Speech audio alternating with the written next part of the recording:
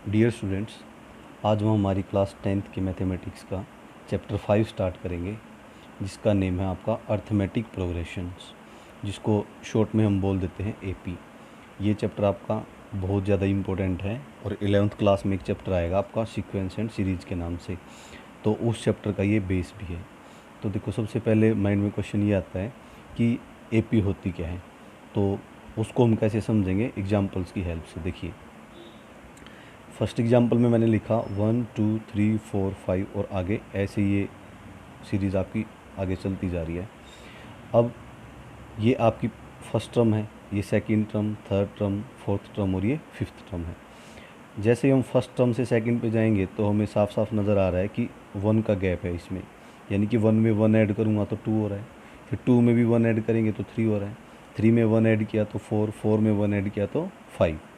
देखो, इसी चीज़ को जब मैं एपी आपको समझाना चाहूँगा तो इस चीज़ को मैं ये भी तो बोल सकता हूँ कि अगर मैं डिफरेंस निकालना चाहूँ किसके बीच में, बिटवीन कॉन्सिक्यूटिव टर्म्स, यानी कि लगातार जो टर्म्स हैं उनके बीच का अगर मैं डिफरेंस निकालना चाहूँ तो क्या आ रहा है। देखो, सेकंड टर्म आपकी 2 है, फर्स्ट टर्म फर्स्ट है, तो सेकंड में से फर्स्ट माइनस किया, 2 माइनस 1 1 आ गया। ऐसे ही थर्ड टर्म में से सेकंड टर्म माइनस कर दो, 3 माइनस 2 किया तो क्या आया, 1 आया। फिर ऐसे ही 4 में से 3 माइनस किया तो 1 आया, 5 में से 4 माइनस किया तो क्या आया, 1 आया। तो आप देख सकते हो कि इस सीरीज़ में जो आपके नंबर्स, जो आपकी टर्म्स आ रही हैं, सब में जो गैप है वो +1 का आ रहा है। तो जब भी आपका जो डिफरेंस है वो सेम आए आपकी टर्म्स के बीच में, तो आप समझ लो कि वो जो आपको नंबर्स दिए हुए हैं वो एपी में है। ये जो डिफरेंस है ये आपको थोड़ी देर बाद में बताऊंगा कि ये डिफरेंस जो है ये कॉमन डिफरेंस कहलाता है। देखो, एक एग्जांपल और देखते हैं हम। मान लो मैंने कुछ नंबर्स लिखे यहाँ पे 8 6 4 और 2, और उसके बाद भी आपके नंबर्स चलते जा रहे हैं।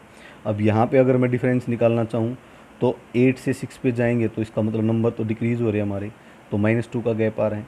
6 से 4 पे जाएंगे तो -2 है, 4 से 2 पे जाएंगे तो -2 है। और इसी चीज़ को जैसे ऊपर लिखा था मैंने कि difference between consecutive terms, consecutive का मतलब क्या था, लगातार टर्म्स के बीच का गैप। जैसे 6 में से 8 माइनस करेंगे तो -2 आया, फिर 4 में से 6 माइनस किया तो -2 आया, फिर 2 में से 4 माइनस किया तो -2 आया। यानी कि यहाँ पे भी डिफरेंस क्या आ रहा है, आपका सेम आ रहा है।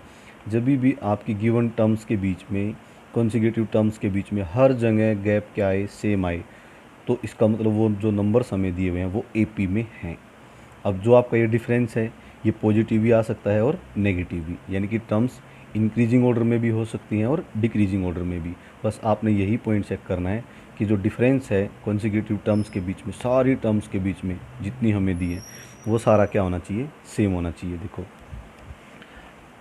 जनरली जो एपी होती है उसको हम डिनोट करते हैं, जैसे ए और नीचे क्या है 1, ए फिर नीचे 2, तो इसको बोलेंगे A1 A2 A3 और A4। अब कोई पूछने लग जाए कि A1 क्या है, इसको हम बोलेंगे A1 जो है वो हमारी फर्स्ट टर्म है, A2 को क्या बोलेंगे, सेकंड टर्म है, A3 को क्या बोलेंगे, थर्ड टर्म है।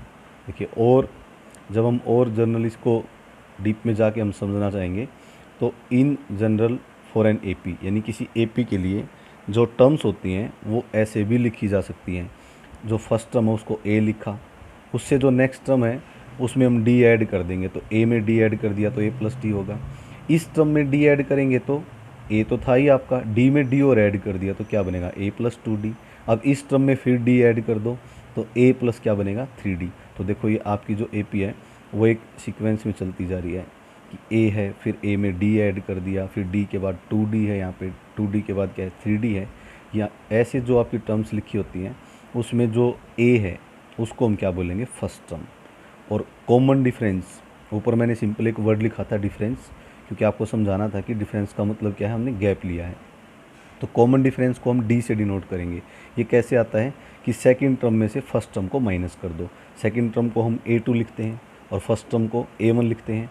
अब जो हमने यहाँ पे टर्म्स लिखी हैं उसमें आप चेक कर सकते हो कि सेकंड टर्म हमारी क्या है, A प्लस डी है, तो ये लिखा हमने। फिर माइनस में फर्स्ट टर्म क्या है हमारी A, तो अब आप यहाँ पे चेक कर सकते हो कि प्लस ए से माइनस ए क्या हो गया, कैंसिल, क्या बचा, डी। और इसी को मैंने क्या बोला था, कॉमन डिफरेंस।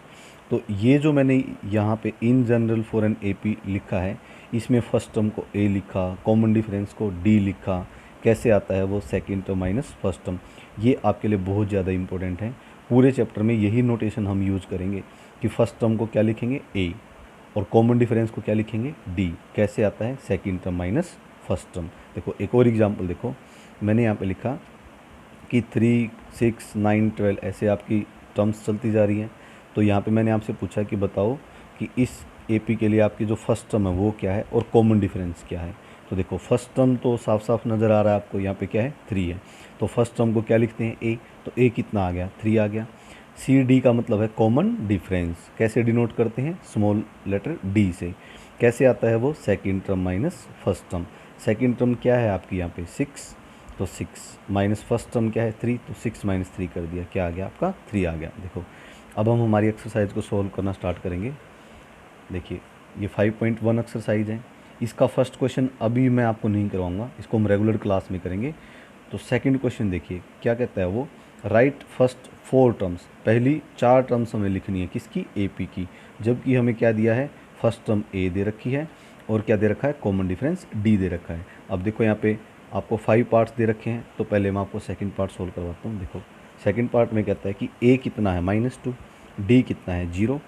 तो हमें तो फर्स्ट 4 टर्म्स लिखनी है, तो फर्स्ट टर्म को क्या लिखते हैं हम ए तो हमें दिया हुआ है -2।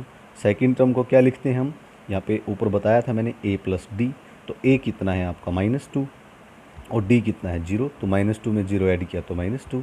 ऐसे ही थर्ड टर्म को क्या लिखेंगे a प्लस 2d। यहाँ पे देखो ये बता रखा है मैंने कि फर्स्ट टर्म a होती है, second term a plus D, third term a plus 2d और fourth term a plus 3d। तो चारों की चारों टर्म्स में मैंने वैल्यू पुट कर दी, तो चारों टर्म्स आ गई आपकी। ऐसे ही देखो फोर्थ पार्ट में आपको क्या कहता है कि फोर्थ पार्ट में a आपका -1 है, d कितना है 1/2। तो फर्स्ट टर्म तो a है, a आपका -1 है। सेकंड टर्म st का मतलब सेकंड टर्म है, तो वो a प्लस डी होगा। a आपको -1 दे रखा है, d 1/2, तो ऐड कर दिया -1/2 आ गया।